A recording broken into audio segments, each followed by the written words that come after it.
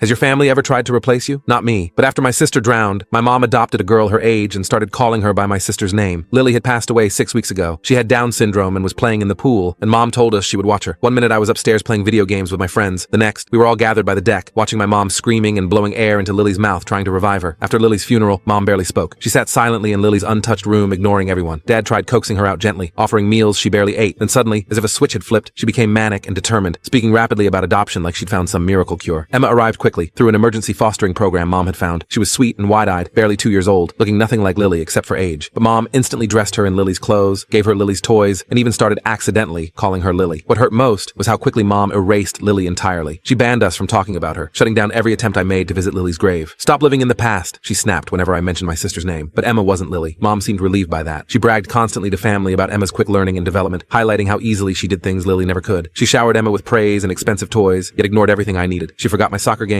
skipped parent-teacher meetings, and brushed off my requests for help or attention. I started building model airplanes to cope, something Lily always loved watching. I even won a competition at school, but Mom barely acknowledged it. Dad noticed, offering awkward encouragement, but we both felt powerless to confront Mom's fragile mental state. As Lily's first death anniversary approached, I suggested a small memorial at Lily's grave, but Mom said no. She had already booked a photographer on that exact day, telling me these would be our first professional photos with Emma. "But what about Lil? There'll be plenty of anniversaries," she interrupted. That broke something in me. "You're pretending Lily never existed. You can't just replace her." Mom slapped me when I said that, eyes wild and angry. "Lily was suffering. Emma is everything Lily couldn't be." Dad stood frozen, eyes wide. Without another word, I ran to my room, slamming the door behind me. Hours later, Dad knocked and sat beside me. He looked drained. "Something's wrong with your mother," he whispered. "I've ignored it too long." We talked honestly about Mom's behavior, and we agreed Emma deserved better, not to be a replacement for a lost child. For the first time, Dad openly mentioned divorce and custody battles. I felt guilty, but also relief. We weren't pretending anymore. When family arrived days later for the photo shoot Mom planned, Dad and I were ready. Everyone stood awkwardly in our living room as the photographer set up. My chest tightened. Before Mom could pose Emma in another one of Lily's dresses, I spoke up. "Mom has erased Lily," I said clearly. "Emma deserves better. She's not Lily's replacement." Mom's face turned white, then red with anger. "Don't ruin this," she hissed. Dad stepped forward protectively as family began murmuring. "You called Lily broken," I said aloud, my voice shaking with suppressed grief. "You pretend she never existed and treat Emma like some perfect doll." My aunt gasped quietly. My uncle stared at Mom with disbelief. Mom's voice rose to a scream, her anger overtaking everything. "Emma is what Lily wasn't," she shouted. "Lily was an embarrassment." The room fell silent. The photographer looked at us like, what the heck is going on? My aunt took Emma into her arms, comforting the now scared toddler. Quietly, family members left, shaken and disgusted. Several called child services on the spot. The photographer asked my mom if this meant no photos, and she screamed at him to get out. In the following weeks, Emma was temporarily placed with my aunt. My mom packed her bags and left the night Emma was taken away. Dad and I started therapy, grieving Lily openly for the first time. Months later, after careful evaluation, Emma returned to us. Dad legally adopted her, and we slowly rebuilt something resembling a family. We thought everything was finally behind us. But then months later, Dad and I finally felt ready to clear Mom's belongings from storage. And among her papers, hidden behind old files, I found a manila envelope. Inside, there was a life insurance policy on Lily, worth $500,000, dated 18 months before her death. The full story is on my channel and linked below.